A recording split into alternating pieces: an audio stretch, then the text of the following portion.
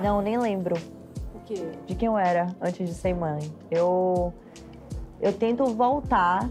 Eu lembro de coisas boas que eu vivi, né? Principalmente na construção da minha carreira, momentos que eu vivi com minha família. Mas hoje eu me considero uma outra mulher.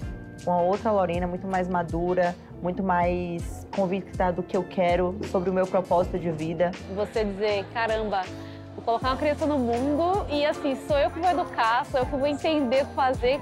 Que loucura, né? Tipo, eu acho que é esse salto de coragem e essa expansão do amor. Eu acho que ser mãe de bebê é uma coisa, ser mãe de criança pequena é outra, ser mãe de pré-adolescente é outra. Eu tenho certeza que ser mãe de adolescente e de adulto vai ser outra coisa completamente diferente. Então, ser mãe é aprender todos os dias. Ser mãe é não estar preparada. É isso, ser mãe é estar aberta para o novo sempre. Ser mãe é ter a generosidade de entender que você não vai dar conta de tudo. Ser mãe é entender que você vai fazer parte de uma pequena parcela da vida de pessoas e depois elas vão para o mundo. Ser mãe é entender que você não é dona da razão.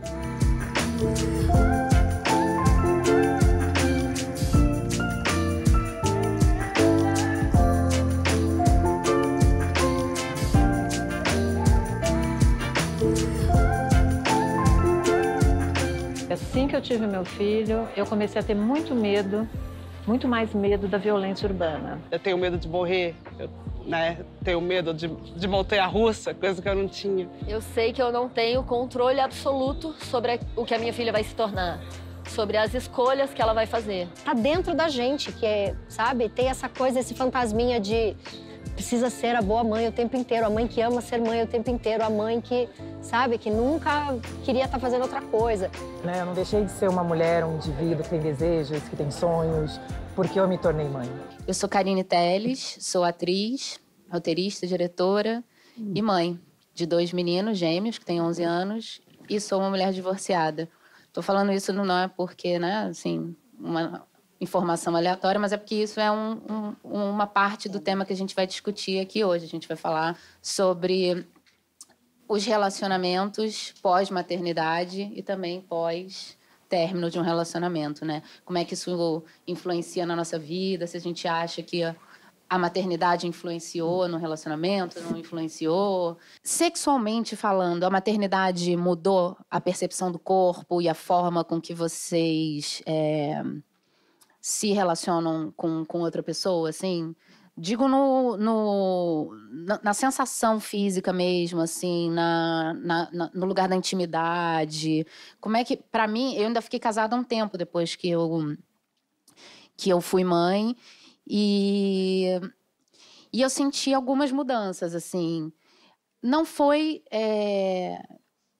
no meu caso, eram sutilezas, assim, eram coisas sutis, mas para mim senti que tinha coisas diferentes. E foi muito difícil, logo que eu me separei, ter a coragem de ter intimidade com alguém de novo. Até eu ter coragem de me envolver intimamente com alguém, foi ali uma relaçãozinha, assim. Como é que é isso para vocês?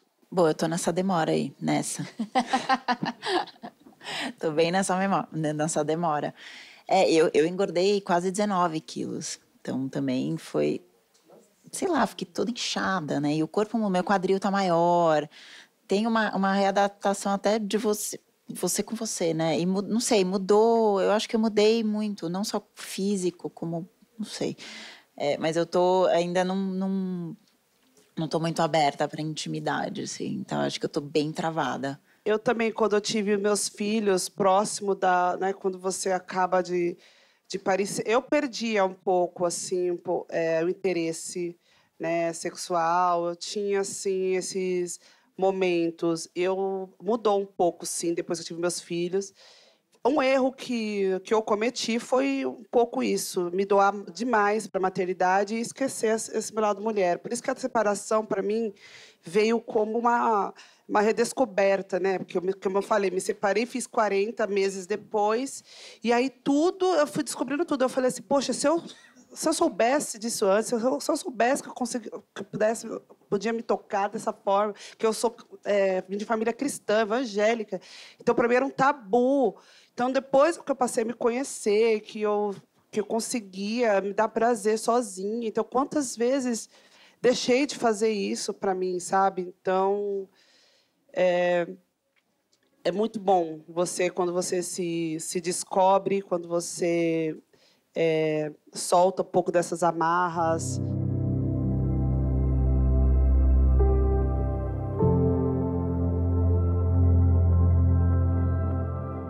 A minha vida antes da maternidade era uma preparação para esse momento, assim, eu sempre quis e escolhi o momento, sabe? O que não deixa nada fácil também, assim. É muito difícil, também é a coisa mais difícil da minha vida. Mas é uma fatia bem grande da minha vida. Assim, eu sinto que no momento que eu virei mãe, eu virei uma nova pessoa, assim, que é a mesma pessoa que eu era antes. Eu não sinto falta da minha vida antes deles, porque para mim é outra coisa, assim. Eu sou muito pouco saudosista, eu não tenho saudade da infância, eu não tenho saudade da adolescência, não tenho saudade deles pequenininhos, assim. Eu gosto de olhar para frente, assim, de pensar o que virá e ficar animada com as novas descobertas, sabe? Então não tenho nenhuma saudade da minha vida antes deles. Os filhos são parecidos em alguns pontos. Chega um momento da vida que eles são meio iguais. E eu acho que a adolescência, por exemplo, é uma coisa maluca, que automaticamente eles começam a falar coisas esquisitas. Porque tem essa coisa muito de, tem que ser uma mãe muito moderna, você tem que ser super amiga da sua filha. Eu sou amiga da minha filha, mas eu sou mãe dela. Então, por que a sua nota tá baixa? Tem que arrumar suas coisas. Certas coisas eu não negocio, vai pra escola assim, né? Não tem essa coisa também de, ela vai fazer o que ela quer, não. Porque ela ainda depende de mim, então certas coisas ela também precisa entender que não vou negociar alguns valores, por exemplo. Elisama Santos, psicanalista, educadora parental, ela é autora de livros como Porque Gritamos, Educação Não Violenta. Ela é apresentadora também do podcast sobre parentalidade Vai Passar. E ela é mãe do Miguel e da Helena. Quantos anos têm os seus filhos? Miguel 10, Helena 8. Entendi. Tamo lá, pina 10, hein? Certo. Me dá a mão, não solta não. E eu vou falar com Daisy, essa maravilhosa. Ela é mãe do João Rafael, da Jéssica, da Joyce.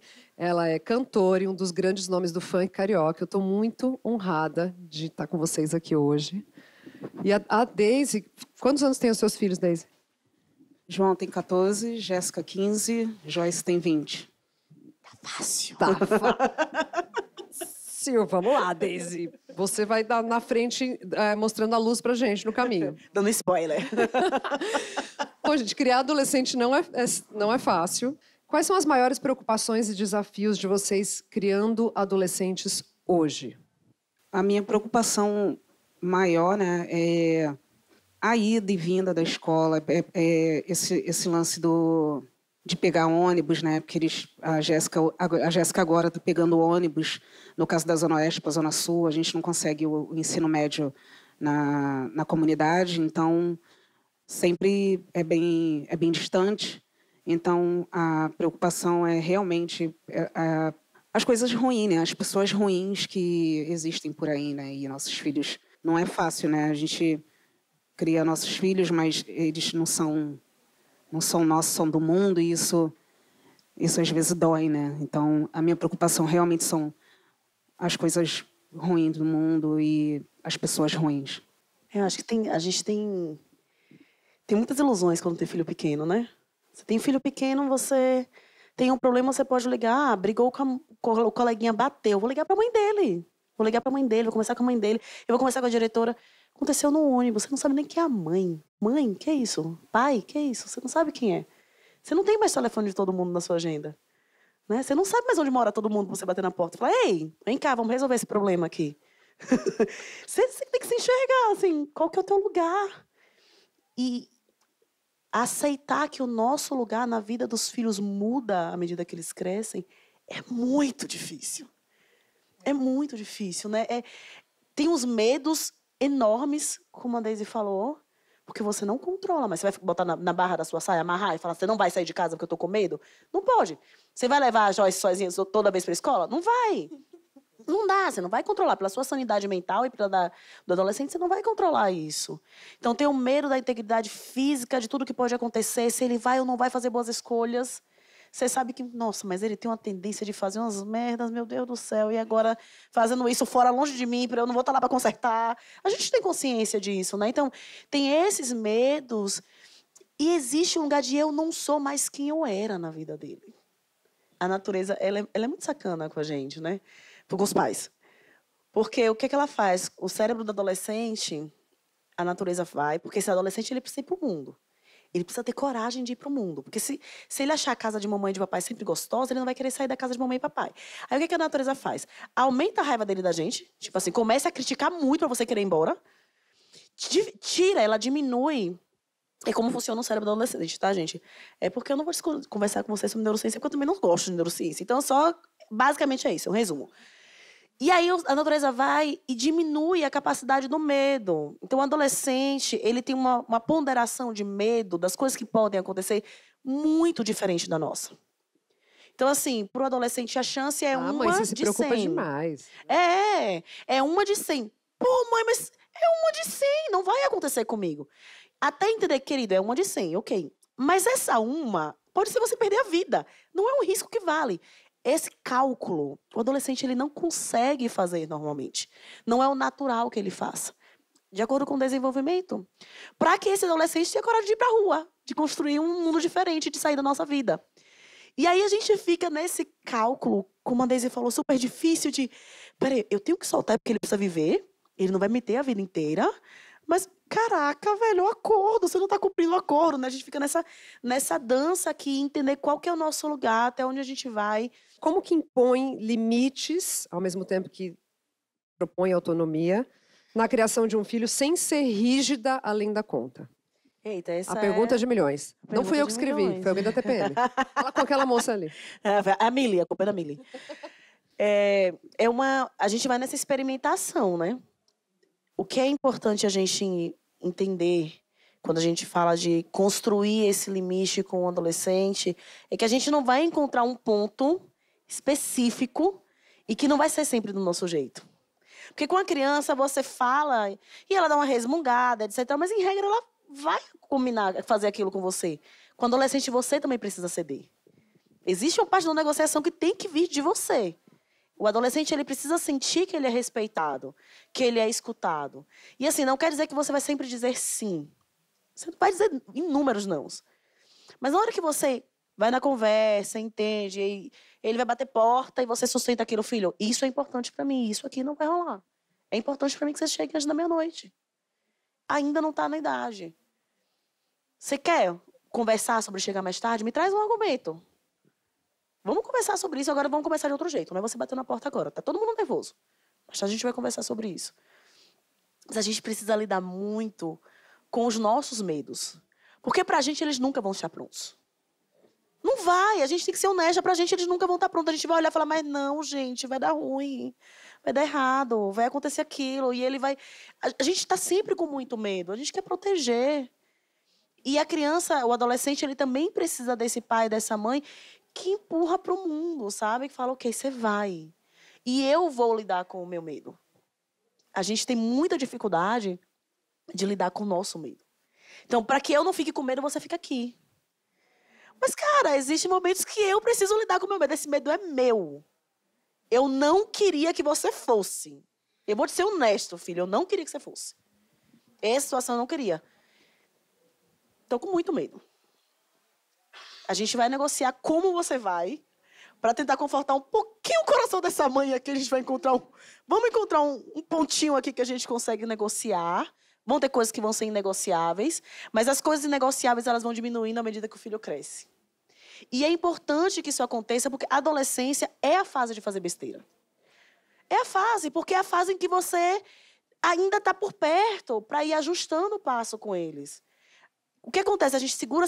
Quando chega a vida adulta, você vai e a besteira que você faz ela tem uma consequência normalmente muito maior. E você não sabe pesar aquilo mais. É na adolescência que eu vou experimentando como é que eu faço escolha. Só que se eu faço todas as escolhas para o meu filho e para minha filha, como que eles vão experimentar? Como que eles vão aprender a fazer escolha sem nunca fazer uma escolha? Porque eu não deixo, porque eu não confio, porque eu acho que eles não estão prontos, porque eu sei mais que você e acabou. Sabe? Essas frases volta e meia saem da nossa boca, vão sair, porque tem hora que a gente está com tanto medo, que a gente fala, não, acabou. Por quê? Porque eu sou sua mãe. Por isso. Você não é todo mundo. Você não é todo mundo. Porque é aquela hora que você tá... E aí você dá uma ponderada, e eu preciso pensar, esse não é só por medo meu? O quanto ele quer aquilo, o quanto ele precisa daquilo, o quanto ele é importante... Para ele é importante aquilo, sabe?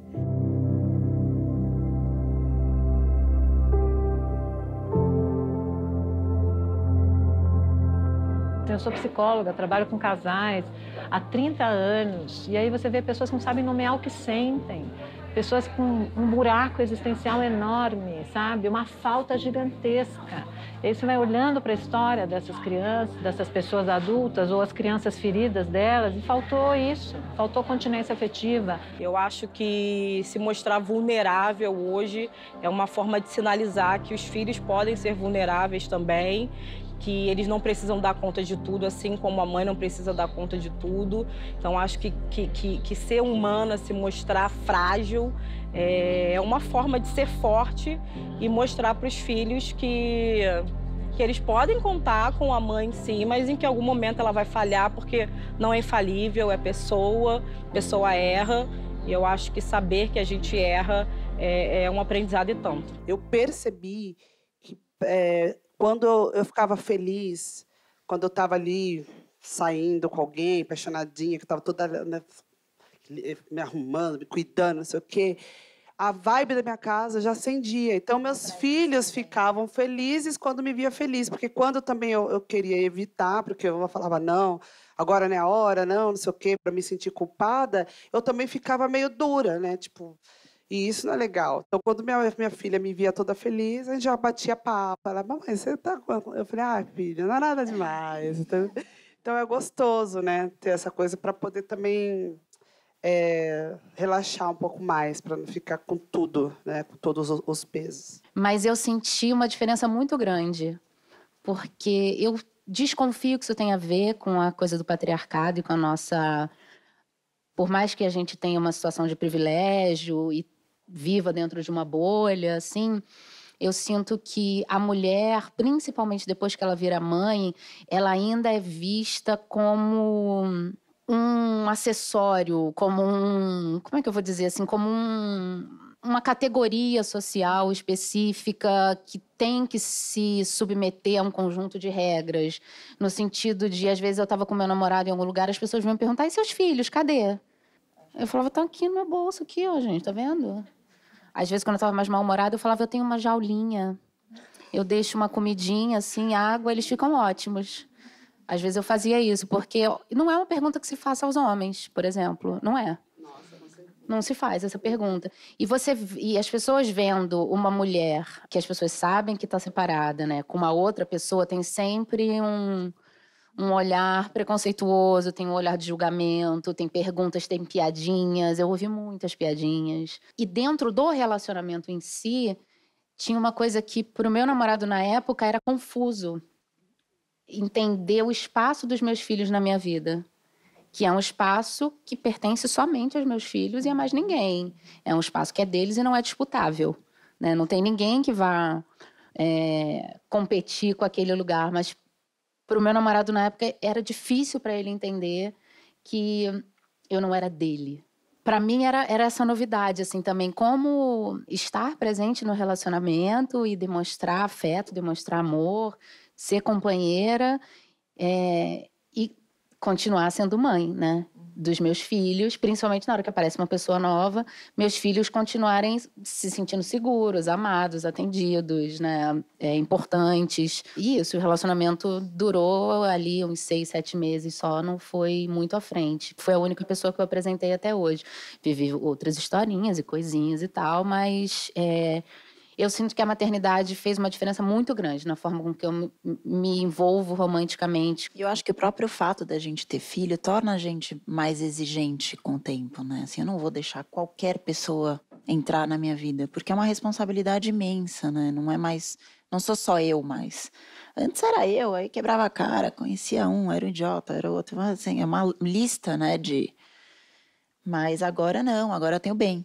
E eu não vou deixar qualquer pessoa entrar na minha vida, nossa, né, na nossa bolhazinha ali, para me magoar de novo, ou para magoar ele, ou qual a expectativa. É que ele ainda é muito pequeno, mas eu penso, né, daqui a um tempo, ele vai criar uma expectativa com essa pessoa, ele vai se apegar a essa pessoa. Então, acho que também tem uma insegurança de deixar entrar. E depois da maternidade, tive uma fase ali de usar aplicativo de relacionamento e tal, e sempre tinha esse momento de falar, eu sou mãe, tenho filho. Tinha umas pessoas que desapareciam, homens e mulheres, tipo, legal, nunca mais responde. Algumas pessoas já vinham com umas perguntas, assim, tipo, fazendo cobranças, querendo saber, tipo, nananana. Então, eu sinto que tem uma dificuldade, assim. Eu tenho fase que eu tô bem, olha, sabe, bem querendo, bem, sabe, bem disponível. E aí eu me permito. Mas eu falo assim, mas sou bem devagar, viu? 3 anos foram 3 relacionamentozinhos assim que eu tive. Mas é fase. Tem fase que eu tava mesmo, né, Gil? Nossos amigos, eu vou, permito, como se nem fosse mãe, né? Eu tava ali, tipo, meus filhos estavam lá, tava ótimo, curtindo. Então, eu sou meio fechada. Já tive minhas fases de mais brilho, eu acho. No momento, não muito. Eu entrei em aplicativo, acho que eu não fiquei nem 24 horas. Achei um horror. Não dá, eu sou velha. Eu acho que eu sou antiga, sabe? Eu sou antiga.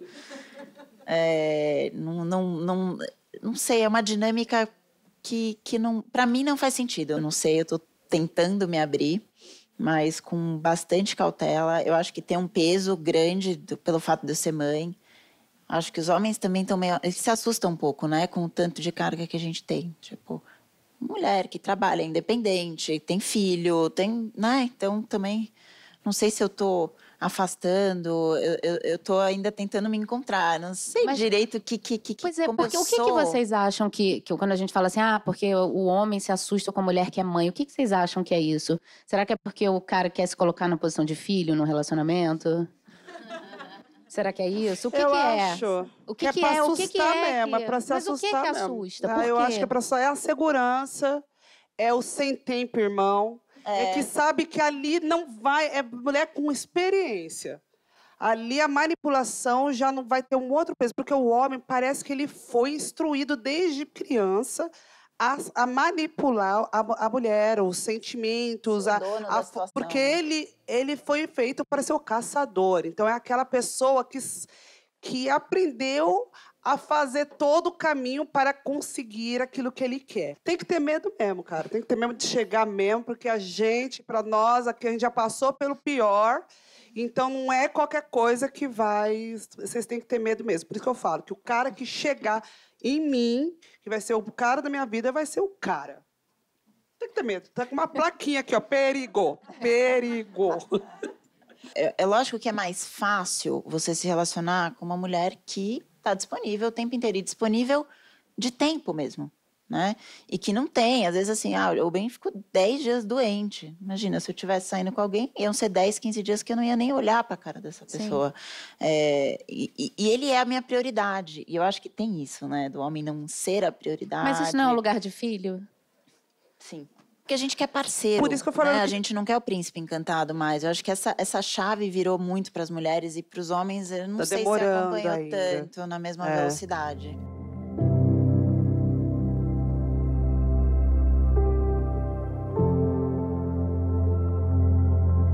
Eu comecei a entender que se eu não ressuscitasse essa minha mulher, a minha mulher sexual, a minha mulher ativa, a minha mulher criadora, a minha mulher realizadora, a qualidade com as minhas filhas ia cair muito, sabe? Eu quero que as minhas filhas me vejam realizando os meus sonhos, eu quero que elas se inspirem na mãe que produz, que está ativa. Eu acho que o futuro do meu filho eu vou fazer o melhor para oferecer. Tenho certeza disso, eu e o pai dele. Mas eu penso muito assim, eu cuido do meu corpo, eu cuido da minha pele, eu cuido da minha unha, mas eu cuido muito disso aqui, da minha mente. Para enfrentar o mundo que eu vivo, a minha mente sempre está alimentada. Ninguém chegou até aqui sozinho. Esse é o nosso jeito de fazer as coisas. Na batida, na intensidade, no ritmo. Casas lendárias, festivais e festas. Neles aprendemos a ser, amar e pertencer. Nós abrimos esse caminho juntos. E agora vamos nos juntar de novo para continuar a caminhada. Keep Walking, Johnny Walker. Aprecie com moderação. Te amo. Vai se divertir.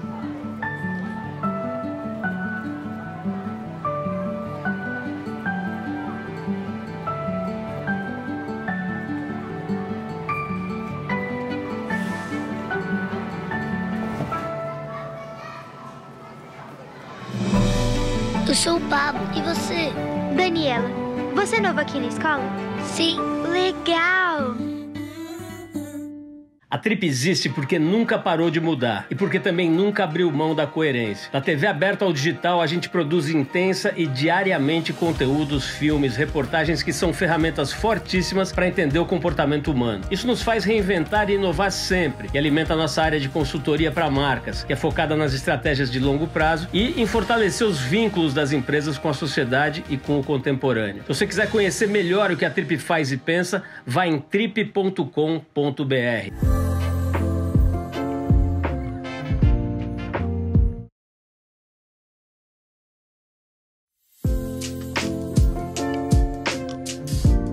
Acho que a criança ela tem um poder de regeneração, ela faz com que todos à sua volta olhem para o mundo de um jeito diferente. Então, eu acho que é a gente colocar essa palavra, né, regeneração, no circuito, porque se a gente não acreditar que vai dar, o que é que a gente vai fazer? A gente vai desistir. Eu acho que a criança tem um olhar para a vida e um olhar para o dia a dia, um olhar para a simplicidade que encanta e eu acho que ajuda a gente a renovar o nosso olhar, ajuda a gente a enxergar diferente. Que tal a gente fazer um exercício de descolonizar a mente, desocidentalizar todos os seus conceitos de maternidade e fazer a sua maternidade? Porque isso vai te deixar plena. Eu fico pensando assim, eu preciso entender que quando eu tiver um filho, eu tenho várias convicções, sou uma mulher de muitas convicções, por isso eu entendo quão difícil deve ser você não passar tudo isso, toda essa projeção para uma criança. A gente tem uma cobrança enorme sobre os adolescentes, mas a adolescência é uma época de crise existencial. É uma época que você se pergunta, o que é que eu estou fazendo aqui? Para que eu existo? Né? O que é que eu estou fazendo no mundo? Qual o motivo da vida existir? O adolescente tem essas perguntas. E isso é a nossa evolução. Né? A gente precisa dessas perguntas para eles trazerem novos olhares para os nossos velhos problemas. Eu lembro que quando eu engravidei da Tulane, eu queria muito que fosse menina. Porque eu não me sentia pronta aos 24 anos de ser mãe de um menino. Eu lembro de falar muito isso. Como é que eu vou criar um menino para não ser machista numa sociedade como a nossa? Criar uma filha, né, para entender sobre as dinâmicas, né, do racismo e do machismo, é um desafio sempre para nós que somos ativistas também, né? E o santo de casa tem que fazer milagre, né? Se o santo de casa não faz milagre, o orixá da casa tem que fazer. E eu sempre digo que a gente tem que passar isso para os nossos filhos, mas também entendendo que nós somos humanas, porque eu fui muito criada para me afastar desse feminino. E eu cresci muito nesse lugar de eu jamais serei como a minha mãe. Eu não vou ser dona de casa, esse feminino que cuida dos outros, Deus me livre. Eu vou trabalhar e ser independente. E eu fui muito criada para menosprezar isso. A gente começa a perceber, né, que o lugar do cuidado ele foi um lugar fundamental na nossa trajetória. Né? Porque se meu pai me incentivou a estudar, me colocou para aprender inglês, xadrez e tudo mais, teve quem lavou meu uniforme, penteou meu cabelo, cozinhou a minha comida. Então, o lugar da minha mãe era tão importante quanto o lugar do meu pai. E acho que com Cartas para minha avó eu faço esse reconhecimento desse feminino e me reconecto, sobretudo, quando eu me torno mãe. E conforme eu fui ficando adolescente, eu fui entendendo, bom, mas por que minha mãe é tão brava? Por que minha mãe é tão... Né? E aí eu começo a entender... Né, 4 filhos, e meu pai, mulheres ligando em casa, uma série de coisas. E eu pude, uma coisa que eu fico feliz, acho que eu pude falar isso para minha mãe antes dela morrer, né, que eu entendia ela.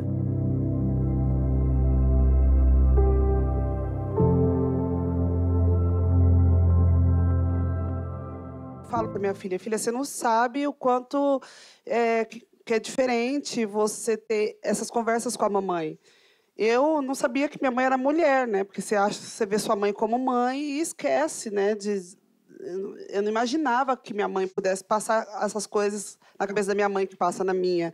Essas, né, dúvidas, incertezas, inseguranças, né? Nem o TPM eu sabia o que era, porque minha mãe não conversava comigo sobre isso.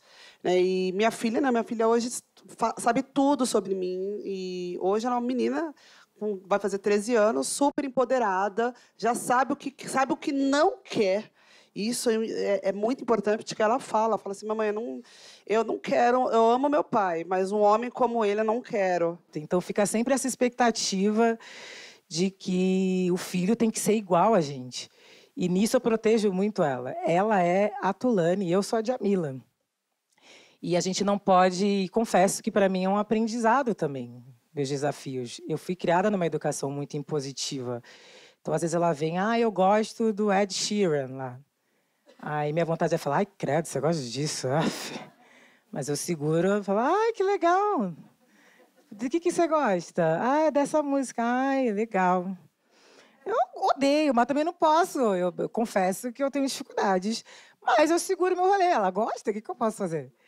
Ao mesmo tempo que ela, sei lá, um dia ela veio, acho que eu não gosto de filosofia. E minha vontade era falar, eu não gosto de filosofia, querida. É a filosofia que põe comida nessa mesa. Vai gostar, sim, senhora. Mas eu segurei o reggae. Por que não gosta? Era, na verdade, o princípio da adolescência. Ela queria se distanciar da mãe. E que maravilha. E hoje ela adora filosofia. Como é que vocês observam esses sinais de estresse, de ansiedade, depressão e qualquer outro distúrbio que possa se desenvolver? Como é que vocês observam isso? Como é que vocês... qual é a preocupação de vocês e qual é a dica final aí para as mães que os filhos estão entrando na puberdade, para a gente encerrar essa mesa? Eu observo e escuto. Eu acho que a gente vai... Eles vão dando sinais, né? O quanto tá comendo, o quanto não tá comendo, o jeito que tá falando, se tá mais quietinho num canto. Né? Tem época que tá vendo mais quietinho, o rosto diferente. Você vai se aproximando. E é muito interessante, porque o adolescente é como se ele estivesse num carro com o vidro fechado o tempo inteiro. Ele não é como a criança que está sempre louca para você conversar. Sabe? Você pensa assim, a criança é o cachorro. Vem cá! O adolescente é o gato. O adolescente é o gato, vem cá. Ele vai se ele quiser, na hora que ele quiser. Se ele não quiser, ele vai olhar para sua cara e virar para o outro lado e, não é com ele. Então, assim, é o criança e o adolescente. O adolescente, ele vive nesse carro, vidro fechado. De vez em quando, ele baixa o vidro. E na hora que ele baixa o vidro, ele faz, mãe, pai, cara, é o timing, aproveita. É naquele momento que você vai conversar. Porque se você falar, tô ocupada agora, não consigo não. Quando você falar, filho, agora eu já posso, vamos conversar. Não. Fechou o vidro de novo. Fechou o vidro. É desse jeito. Fechou o vidro. Então, assim, eu tenho prestado atenção no quanto o vidro do meu filho tá fechando rápido. Eu tô atenta, sabe? Pro momento que ele fala, e às vezes eu não quero, eu tô trabalhando... E aí ele encosta, eu vejo ele me rodeando, assim. Eu falo, cara, deixa eu baixar aqui. Vou tirar esses 15 minutos para conversar com ele agora. Porque talvez, na hora que eu for conversar, já passou. E ele só me olha e fala, não. Acabou, o vidro subiu. Então, a gente quer cuidar da saúde mental dos nossos filhos, das nossas crianças, dos nossos adolescentes. A gente precisa estar atento para ouvir. E ouvir, talvez, o que a gente não quer ouvir. Que nem sempre que eles vão falar é gostosinho de ouvir. Ouvir sofrimento de filho lasca o coração da gente. A gente não queria, a gente queria que eles fossem só felizes. Então é muito difícil ouvir quando você percebe, doeu, né, filho? Me conta como foi pra você. E tá ali junto, e tá ali prestando atenção. É muito duro. E é muito importante a gente cuidar da nossa saúde mental, porque cuidador em sofrimento causa sofrimento. Acho que a gente lida bastante, principalmente a minha geração, com uma coisinha chamada eco-ansiedade. Vocês já ouviram falar sobre isso? A minha geração tá ansiosa, tá depressiva, tá sofrendo com crise de pânico. Meus amigos estão tomando remédio. E quando a gente olha algumas gerações mais experientes, a gente escuta algumas frases tipo, ai, isso é frescura, ai, isso é mimimi. Tipo, gente, quando eu contei pra minha mãe que eu comecei a fazer terapia, Ela fez um olhar tipo, ai meu Deus, a minha filha ficou doida. Agora ela que quer fazer terapia. Porque a gente precisa entender que a minha geração tá lidando com temas, tá lidando com algumas coisas que as gerações mais experientes ainda não acessavam esse lugar. Que coisas são essas? Primeiro, crise climática. A gente lida com a possibilidade de não ter mais futuro. O planeta está esquentando. A gente viu recentemente que pessoas na Europa, principalmente as pessoas mais experientes, mais idosas, estavam morrendo por conta do aumento das temperaturas. Mas você fala, nossa, Amanda, tá bom, a Europa lá distante. Está acontecendo aqui. Só que dependendo da sua classe social e do seu poder econômico, talvez não chegue. Eu sou da Brasilândia. A galera da minha quebrada não está comendo. Porque a gente tem 63 milhões de pessoas em situação de pobreza, passando fome. O Brasil voltou para o mapa da fome. E dentro desses 63 milhões, a gente tem 17 milhões de pessoas em situação de extrema pobreza. O que isso significa? Significa que essas pessoas não fazem uma refeição por dia. Significa que a gente tem os nossos amigos, os nossos vizinhos, sem direito à alimentação. Além de crise climática, a gente tem um afronte com os direitos humanos. A gente vê a galera preta morrendo. A cada 23 minutos, um corpo preto tomba. São muitos problemas, são muitas questões. Realmente, o mundo está horrível. Mas a gente está aqui. E eu espero que a gente fique aqui por muitas e muitas gerações e que a gente mude a forma como a gente está habitando esse mundo. Porque a gente está destruindo. E como é que a gente quer criar vida enquanto a gente destrói o planeta? Não tem sentido. Então, acho que a criança, ela traz esse resgate. Diz assim, galera, parou, vamos pensar, vamos fazer diferente, para que a gente viva aqui por muito tempo. Eu acho que não tem fórmula para criar um filho ativista, então eu não ia trazer aqui fórmulas para vocês. Eu achei que era importante contar a minha história e como a gente trabalha se humanizando e também elaborando as nossas dores para não transferir para os nossos filhos, limpar a nossa linhagem, para que as nossas filhas possam começar de um outro lugar. E a gente, como mãe, assumir a nossa responsabilidade de cuidar da gente, de cuidar do nosso espírito, cuidar do nosso emocional, da gente trabalhar, como a Elisama falou, a gente precisa cuidar da gente para a gente poder cuidar bem dessas crianças. E eu acho que isso, para mim, é fundamental, porque a gente é ativista, mas a gente é pessoa. A gente não é guerreira. A gente cansa, a gente chora, a gente sofre. E acho que o exercício da gente romper cada vez mais com esses modelos, essas imposições do que a maternidade nos humaniza e, para terminar, a solidariedade que eu acho que é importante a gente ter com outras mães.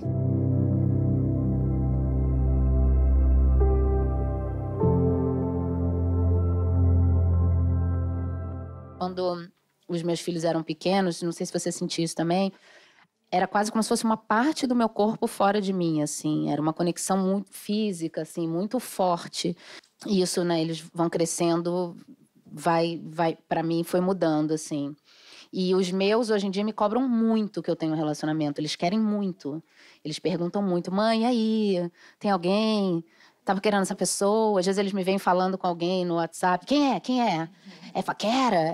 Como é que eles falam? É crush, é crush, é crush? Eu falo, não, filho, não é. Um ambiente onde a mãe é feliz, a casa é feliz, os filhos ficam felizes também. Hoje eles percebem isso. Total, eu concordo totalmente com você. Eu acho que o melhor que nós, como mães, podemos fazer pelos nossos filhos, principalmente para uma geração, né, que está vindo, é essa coisa de ter responsabilidade com a sua própria felicidade, assim, de ensiná-las a querer ser feliz, né? Então, eu acho que a criança vê a mãe crescendo, procurando a própria felicidade, eu acho que é a melhor coisa que a gente pode fazer. Porque se a gente também se coloca como aquela super mulher, a gente não aproxima a relação com as nossas filhas. E elas nem se sentem também como pessoas que acham que a gente precisa. Que a gente está o tempo todo mostrando aquela rigidez. Então, acho que eu fui me humanizando nesse processo, compreendendo as que me antecederam e também me humanizando e mostrando que está tudo bem, que eu não tenho que ser uma mãe segundo um modelo específico de maternidade e que eu não deixei de ser a Djamila. Né? Eu não deixei de ser uma mulher, um indivíduo que tem desejos, que tem sonhos, porque eu me tornei mãe. Que mãe é essa? Que mulher é essa? Qual é a história dela e como ela chega lá? Eu acho que eu tô fazendo muito bem o que eu estou fazendo. Mas eu, no final, é só uma mãe, é só uma mulher buscando esse lugar, né? Porque é muito fácil você falar, ai, com mãe feminista eu não cresço machista. Mentira! Porque mamãe tem uma limitação, amor. Meu espaço na vida do meu filho é assim. Tem uma sociedade inteira para fazer com que ele tenha pensamentos machistas e crenças machistas e comece a ter atitudes machistas. É uma sacanagem falar que porque eu sou feminista meu filho não vai ser machista. Estou fazendo o que eu posso, mas o que eu posso tem um limite. E aí a pergunta é, o que a sociedade está fazendo para a gente criar crianças melhores? Do skincare para o haircare. A linha Oxy Hialurônico chegou, com a força do ácido hialurônico e ação preenchedora. E com sistema Oxy de beleza duradouro, que continua tratando seus fios ao longo do dia. Oxy Hialurônico traz mais brilho e mais hidratação para seus cabelos. Experimente a linha Oxy Hialurônico e acompanhe os resultados. Oxy. O essencial é o que fica.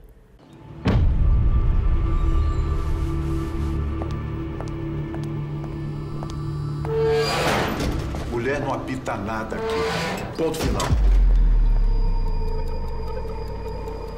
O corpo da mulher é frágil quando você estiver menstruada.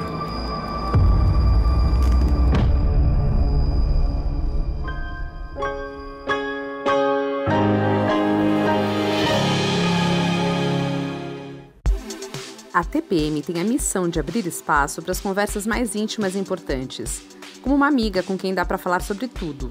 Seja um papo sério sobre o corpo, a vida e os caminhos do mundo, a comédia involuntária do último date ou para atualizar o estoque de memes.